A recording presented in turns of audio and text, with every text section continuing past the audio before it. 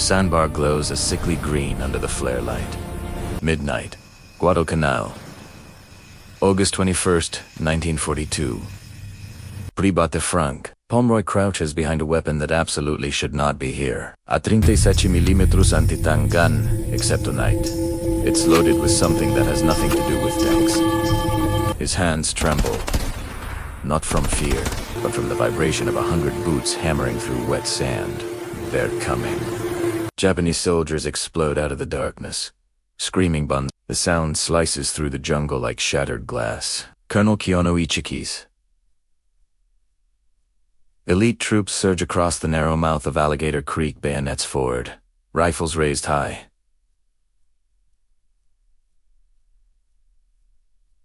They believe they're unstoppable. They've been told the Americans are weak, scared, outnumbered. They're about to find out how wrong that is. Pomeroy's Loda slams around into the breach. Not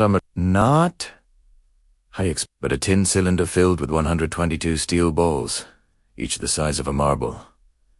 The M2 canister round, the secret that turns a tank cannon into a giant shotgun. Fire.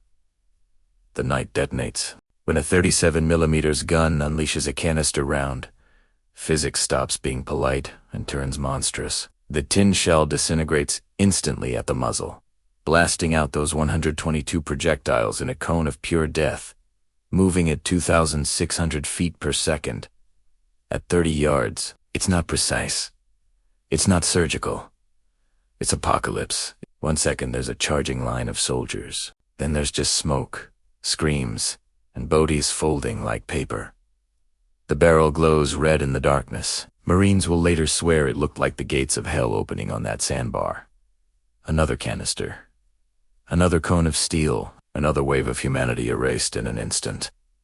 The Japanese keep coming. The 37mm keeps firing. And entire infantry assaults turn into fading memories. This is the weapon nobody talks about. The ammunition that shouldn't they were work it. A desperate experiment that transformed close-quarters combat across the Pacific. Tank guns firing buckshot the size of doom. Artillery pieces erasing entire platoons with one pool of a lanyard. The M2 canister didn't just stop charges. It obliterated them. But how did a tin can filled with steel balls become one of the most feared anti-personnel weapons of World War II? Why did the Japanese keep charging into its killing fields? And why has history nearly erased the giant shotgun that saved countless Marines in the jungle? Washington, D.C. 1940. The U.S. Army faces a problem. Europe is burning. Blitzkrieg shows tanks and mechanized infantry dominate modern warfare. America needs anti-tank weapons.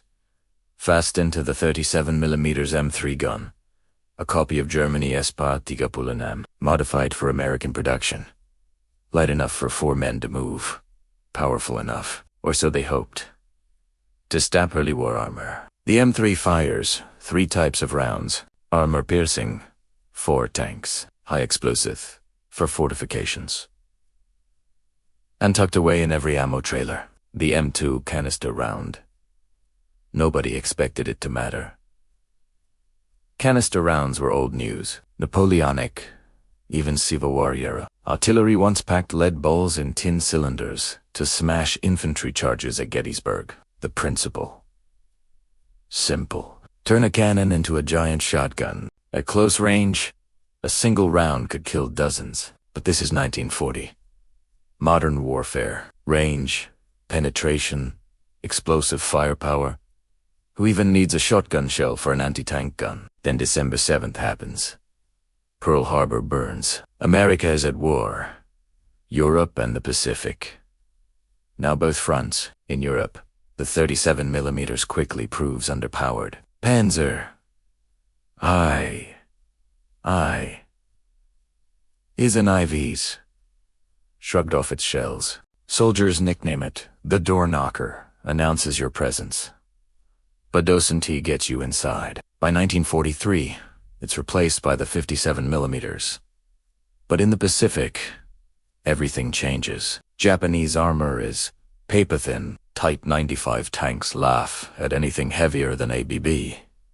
And their infantry, Doctrine favors close range, night attacks, banzai charges, human waves, meant to overwhelm you through sheer terror. Perfect targets. For Canister, Marine weapons officers start thinking differently. The M3 isn't just anti-tank anymore, it's a defensive weapon. Those dusty canister rounds in storage, they might just be the deadliest tool in the Pacific, and Guadalcanal is about to prove them right. Inside a tin cylinder, 122 steel balls. Exactly 0.375 inches in diameter. Not random. Engineers designed it to maximize projectile count without losing lethal velocity. Embedded in a resin matrix, the balls stay put during transport, but shatter instantly the moment the gun fires. The canister itself, thin tin, designed to disintegrate at the muzzle. Brilliant in its simplicity. From the Japanese perspective, the math is all wrong. Colonel Ichiki lands at 2 point with 917 men. Elite, battle-hardened troops. Intelligence reports say maybe 2,000 Americans hold Guadalcanal. Maybe fewer. Marines. Green. Inexperienced. Weak. Ichiki believes in Bushido's superior will trumps numbers. His men, trained for close combat. Bayonet charges. Hand-to-hand fighting. Never lost. Never lost. Fatal mistake. He assumes Americans will fight like Europeans. Stand-up battles. Rifles. Mortars. He has no idea about 37mm canisters. No doctrine.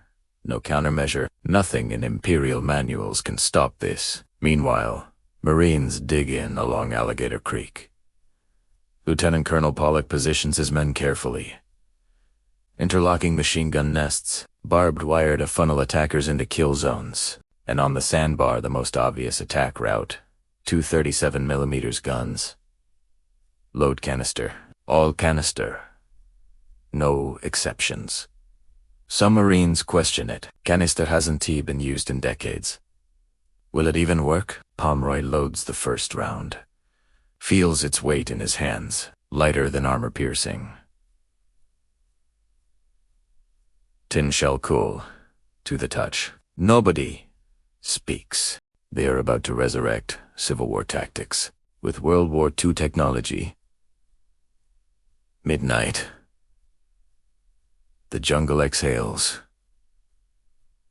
Crocodiles, mosquitoes, darkness. Japanese troops stir in the shadows, whispering, preparing for glory. And then, the first sound, metallic, clinks, commands in a foreign tongue. Movement, east of Alligator Creek. Midnight. The world holds its breath. Japanese, mortar pound, Marine positions, machine guns chatter from the far bank. Then, the first wave charges. About 100 men screaming banzai across the exposed sandbar. Rifles blazing, bayonets fixed. They expect Americans to break, to run. Marine machine guns open first. Browning M1919s spit 30 caliber rounds at 600 rounds per minute. Tracers arc through the flare-lit darkness. Japanese soldiers fall, but they keep coming. Driven by training, by terror, by blind belief in victory. Some reach the wire. Then the 37mm guns fire. Boom. The sound is wrong. Not the sharp crack of armor piercing. Something deeper, throatier, monstrous. The effect. Immediate total, where a dozen Japanese soldiers charged. Suddenly, there's empty space, bodies tumble like puppets cut from strings. The cone of 122 steel balls sweeps the sandbar clean. Pomeroy's gun crew doesn't pause. Load, fire, load, fire. Barrels glow red through smoke and flares. More soldiers charge and vanish. They don't understand it. No tracers, no shooters. Just instant, inexplicable death. This isn't war as they know it. This is physics. Absolute. Wave 2, 150 to 200 men. Same result. The 37 millimeters turns waves of humanity into ghosts. Marines later say it looked like hell had opened on the sandbar. Ichiki refuses to believe it. Reports reach his command post. Massive casualties. Attack faltering. Impossible. These are his best men. He orders another assault. 2:30 a.m., Wave 3. This time, Japanese officers divide forces. Some charge the sandbar again. Others wade upstream to outflank chest-deep water. Rifles overhead. Perfect targets. Marine mortar drop 81 millimeters rounds with surgical precision. Some survive only to meet machine gun fire. Hand-to-hand erupts. Bayonets clash. Grenades explode. And then the 37 millimeters guns traverse. One crew angles the barrel straight down the creek. At less than 50 yards. Canister becomes obscene. The steel balls don't just hit targets. They pass through multiple bodies. Ricochet off trees. Skip across water. Marines describe the sound. Hail on a tin roof. If hail were human flesh, the breakthrough collapses. Not Japanese courage. Not strategy. Dawn reveals carnage. Bodies stacked 3 deep in front of the 37 millimeters positions. The sandbar. Not sand. Red mud. Torn gear. And men who no longer exist. Japanese survivors cower in a coconut grove 200 yards east, regrouping. Ichiki contemplates surrender, then dismisses it. Unthinkable. Better death. But the Americans aren't done. By 6:30 a.m., Marine tanks roll across the sandbar. M3. Stewart's 37 millimeters guns, mounted. They crush defensive positions. Spray. Machine gun fire. Hunt survivors. By 5 p.m. It's over. Final tally. Approximately 800 Japanese dead. 15 prisoners. Unconscious. Marine casualties. 44 killed. The numbers tell the story. But the weapon is a true impact inside a Japanese soldier's mind. Reality fractures. Private Nakamura charges. Left, Corporal Sato. Right, Sergeant Yamamoto. All running, screaming, firing. Then, a sound. Not quite explosion. More like thunder compressed into a millisecond. He turns. His companions, gone. Not fallen, not wounded. Erased. The human brain can't process it. Momentum fails. Courage becomes irrelevant. From the Marine perspective, it's different. Corporal Guadalcanal mans his 37 millimeters gun all night. Later, he'll struggle to describe it. It feels like godlike power. Point, fire. Watch men die in wholesale lots. No aiming required. The pattern does the work. Yet, walking through the aftermath, hollow. Those Japanese soldiers were brave suicidally so. Night after night across Guadalcanal.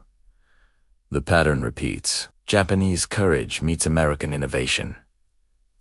Steel balls versus warrior spirit. Physics wins every time. The numbers.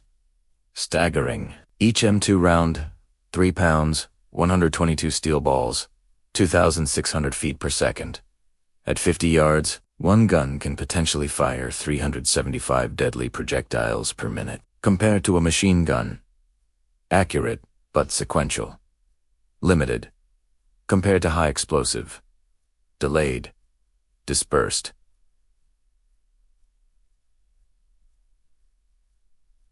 Canister. Instantaneous. Absolute. Unforgiving. And the psychological impact multiplies. Japanese soldiers know every charge is a lottery, they can't win. Marines call it hellish, beautiful, terrifying. It's industrial killing, precise, mechanical, and it saves lives. After Guadalcanal, the world thinks it's just another artillery round. But the M2 canister, it's anything but ordinary. Inside that tin cylinder, 122 steel balls. Each precisely 0.375 inches in diameter. Embedded in a resin matrix designed to shatter perfectly at firing. The canister itself, thin-gauge tin, meant to disintegrate the instant it leaves the barrel. Brilliant in its simplicity. Deadly in execution. Engineers at Rock Island Arsenal didn't guess. They measured tolerances to thousandths of an inch. Too large. Balls jam. Too small. Lethal velocity drops. They test batches in gelatin blocks, analyze patterns, reject imperfection. Every round, every ball, optimized for maximum devastation. The powder charge is precise too. Slightly reduced from standard 37 millimeters to prevent the tin canister from deforming. Yet fast enough to propel 122 steel balls at 2,600 feet per second. It's a weapon of mathematical precision, industrial killing distilled. The battlefield sees the effect. Saipan, June 1944. Marines land expecting fanatical resistance. Japanese general sends human waves. Thousands in close formation. Perfect M2 targets. Marine crews fire in depth. First line shoots. Reloads. Second line fires while first reloads. Overlapping patterns. Kill zones, 30 yards deep. One gun crew fires 120 rounds in a single night. 14,640 steel balls launched at charging infantry. The survivors. They trip over their dead comrades. Japanese officers. Some commit suicide rather than order more attacks. The psychological impact is absolute, and it doesn't stop there. Canister adapts. Caves, bunkers, jungle undergrowth. Nothing hides. At 20 yards, the 122 balls fill tunnels completely, ricochet off walls. The enemy inside. No escape. No escape. M3 Stuart and Lee tanks mount 37mm guns with canister rounds. Mobile, lethal, unstoppable. Satchel charges, mines. Nothing works. The steel storm annihilates everything in its path. Intelligence reports highlight patterns. Where 37mm guns appear, Japanese units avoid the area entirely. Deterrence through reputation. But production lags. By late 1944, canister rounds are scarce. Crews mix with high explosive rounds. 2 canister, 1 He, still effective, but not ideal. The weapon's brilliance. It's adaptive. The enemy evolves. Marines innovate. Jungle clearing, breaching walls, bunker suppression, canister handles it all. Multi-role battlefield shaping, fear incarnate. Yet the paradox remains. The better it performs, the less often it's used. Enemies learn to avoid it. It saves lives. By making courage irrelevant, Marines survive. Japanese die in ways numbers can barely describe. Medical personnel see something disturbing. Wounds from canister are unlike any other. 17 separate penetrations in a single torso. Scattered, simultaneous, lethal. Patients rarely survive long enough to surrender. Legally, fine. Morally, disturbing. Post-war, the M2 canister vanishes from arsenals. Not because it failed, because it worked too well. Decades later, Iraq 2003, engineers dust off the design at M1028 canister round for Abrams tanks. 1,000 tungsten balls per shell. The principle remains. Physics is absolute. Human courage irrelevant. The M2 canister didn't change all warfare. It changed Pacific infantry combat. It made banzai charges obsolete. It saved thousands of Marines, and it turned mathematics into survival.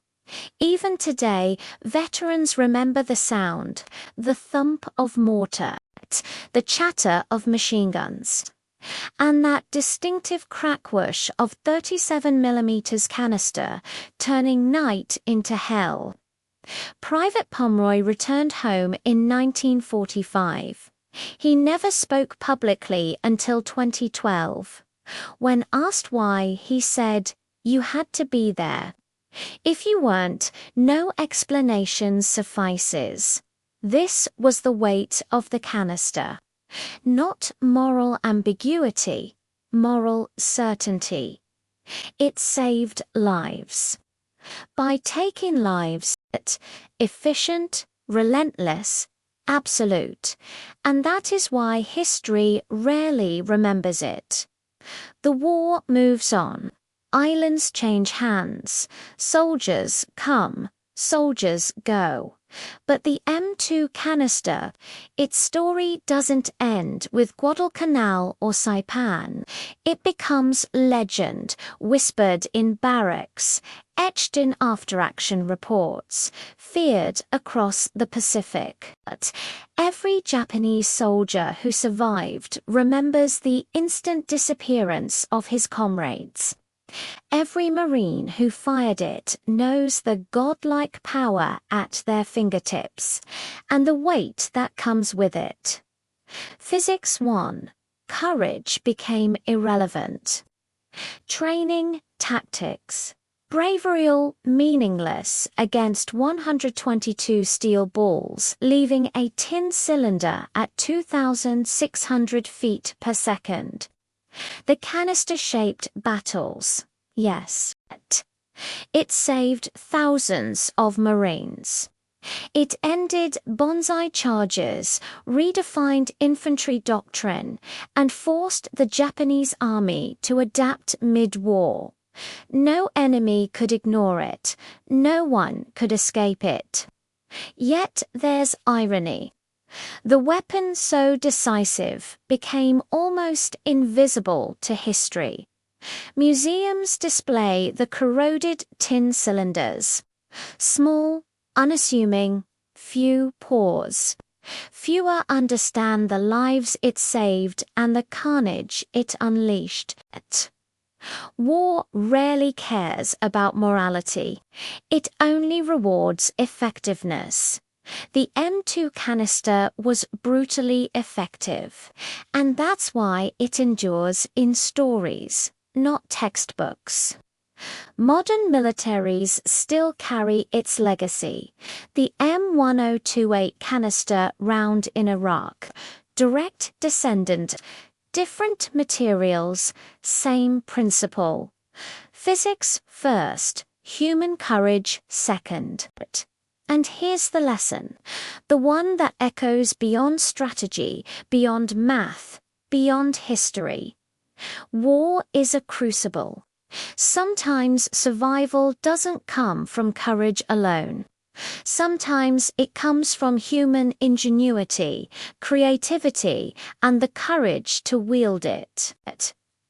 The Marines at Guadalcanal survived because they adapted, because they trusted their weapons, and because they understood the balance between life, death, and duty. Every artifact, every story, every steel ball is a reminder Human beings can create tools of devastation, but they can also create solutions that save lives. And in that paradox lies the heart of history.